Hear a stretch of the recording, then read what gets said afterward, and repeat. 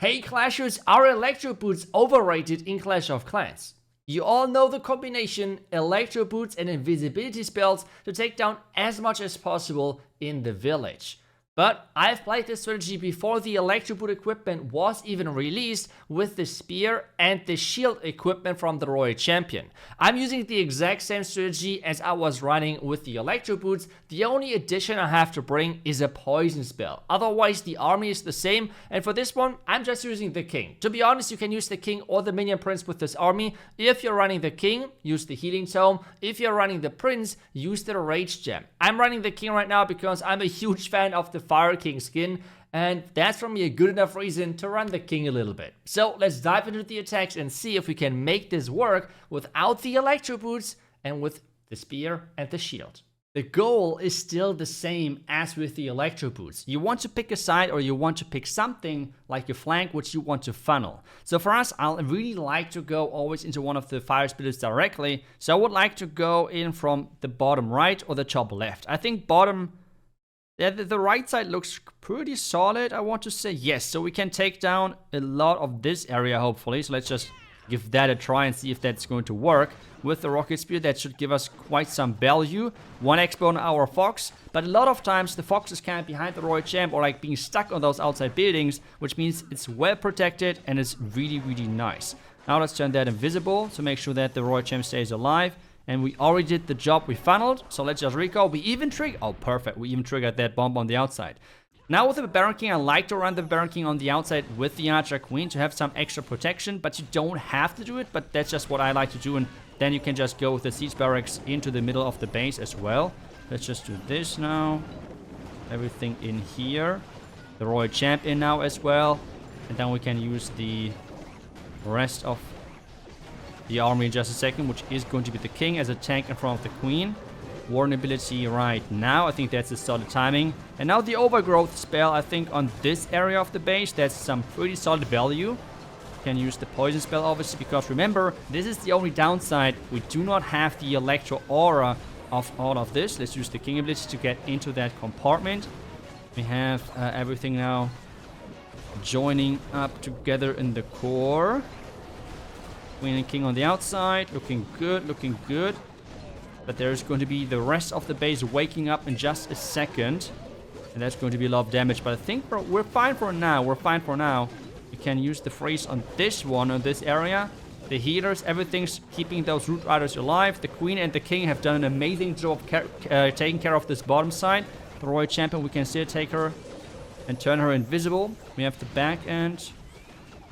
Take down this. Then invisibility spell again. This looks good. Wall break in again. And yep, this base is completely gone. Just like that. So you can bring you can bring a lot of equipment. And it just seems like that this strategy was made so popular because of the Electro boots. But it has worked already before. Which in my opinion is always a really great reminder of, well, there's many strategies out there which are not as common to use, but which already work, but people have just not figured it out yet. So this combination worked completely fine, but this might have been just a lucky attack, right? So let's just keep continuing with other attacks and see what other type of bases we can find and how we can take them down. And then as well at the end, we want to discuss if the Electro boots are actually overrated. But before we're doing that, I want to give you an as in-depth explanation of exactly what you're looking for with this strategy, in general the Royal Champion charge and the Root Rider attack. The first thing is always to take down a corner of a base, create pathing for the Root Riders to get into the core, into the key defenses. And this is the core right here, this is what we want to get into. Because we have the two fire spitters both pointing at the top side, I want to clear the far right side to go in from the bottom side. To be honest, left or right, it wouldn't really matter much here. But for this one, since the fox was like staying behind, I'm investing a couple of more invisibility spells. And that's why I'm taking a little bit more damage. And that's as well another point with the Electro boots, which is quite beneficial. That's the self-healing on the boots itself. Which means if you redeploy the Royal Champion, she's going to like regenerate hit points. Which means Root Riders are going to tank and she can like heal up again. And it's not even relying on the healers. For this one, we're now pushing in from the bottom side. We have that queen with the left side, And this now, the thing, you can use again the king in the core, king on the flank with the archer queen, you can use the siege barracks, like it really depends on how powerful the flank is, and if you really need the support on the flank of the barbarian king, otherwise you can use it in the core as well.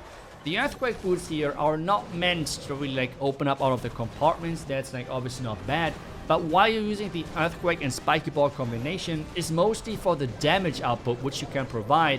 Because you have 60% damage with the earthquake boots itself, they're not only destroying buildings, like walls, they're as well taking down 60% of the hit points of buildings. And on top of that, then you have the spiky ball. So this is the main reason why you're bringing the king here.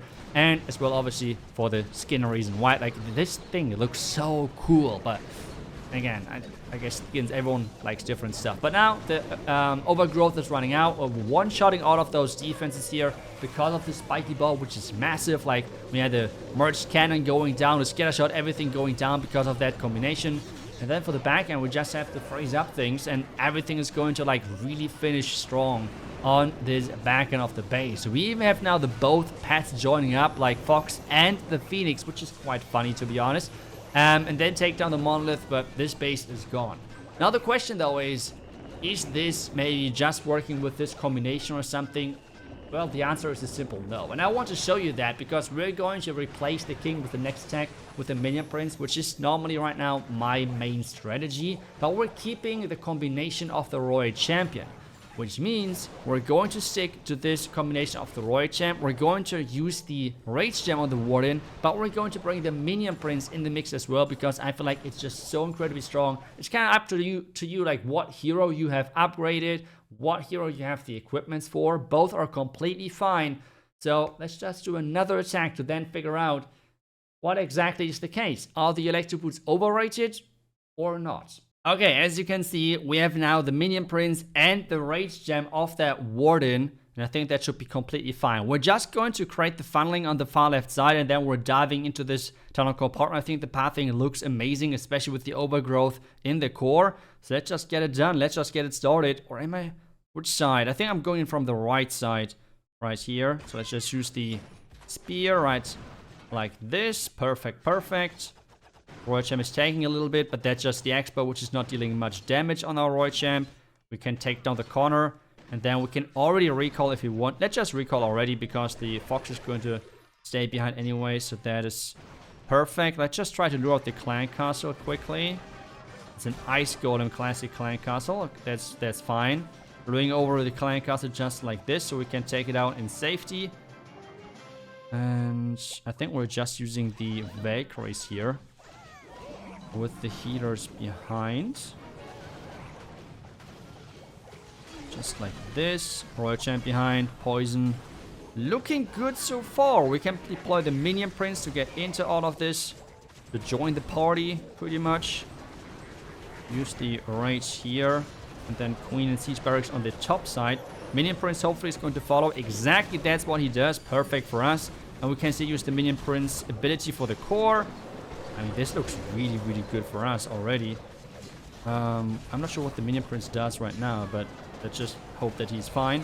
Overgrowth. Am I actually going to overgrowth the core? I feel like right now I should not, especially with the protection we have around the top side. We can just use the invis. Okay, never mind. I used the invis too late. So let's just overgrowth it now. Okay, that was quite late, but it should be still alright. Let's just use another super barbarian. Yeah, I mean, take a look at the amount of troops we have around this left side. This is just going to be an overkill, I think.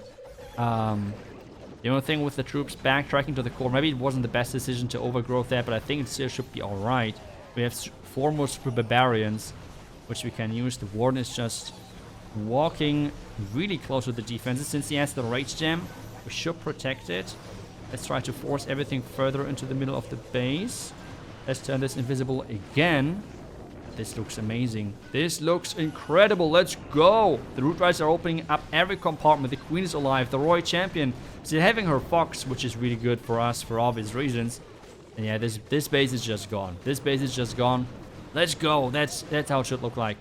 And again, like, you can use the minion prince, you can use the king. I really like the king skin right now, so I tend to use the king. But the minion prince is working completely fine as well. Like, it's really personal preference. I think if if it's really coming down to strength, it's hard to say. I think there's just the minion prints and allowing to use the rage gem is such a big game changer that I think strength-wise with the Root Riders, I would go with the minion prints, but the King skins as well, it's so cool right now that I like to bring it in. It's such a minor difference, but at the same time, we should discuss now the question of are the Electro boots actually overrated? My answer is for sure no. I think the Electro boots are right now the strongest equipment in the game, and I wouldn't be surprised if there is going to be like a small nerf happening. But at the same time, I always want to remind people that a nerf doesn't mean that Supercell is killing things. I think the Root Riders are like a really perfect example. We had multiple nerfs for that troop, and it's like right now easily the top 2 troop in the game, if not even the top 1 troop, depending on what you argue with like Dragons or Root Riders. I think on higher level, the Root Riders are more powerful because you cannot really counter them. For Dragons, you have counter options, but yep, it's like either way. It doesn't mean it's not really important if it's number 2, or number 1 or number 3, but it's still like an insanely strong thing. So even if there would be a small nerf for the equipment, I'm not sure. And right now, you can already do the Royal Champion charge without it as well, because the Electro Aura, that is, I feel like, the game changer. Having to not bring the poison is a big deal in my opinion. And this is where the aura is coming in, so which is really, really nice. But let me know what you think. And again, this is just my personal opinion. Obviously, in the end, Supercell would do all of this based on stats and everything. But that's just my current feeling, which I have from like watching attacks from others and everything. But let me know what you think. And if you want to copy the strategy and try it out with this equipment as well, make sure that you're going in the description. That's where I have linked this stuff. And thank you for watching the video. I will see you guys back tomorrow with the next one. Until then, see ya and bye-bye.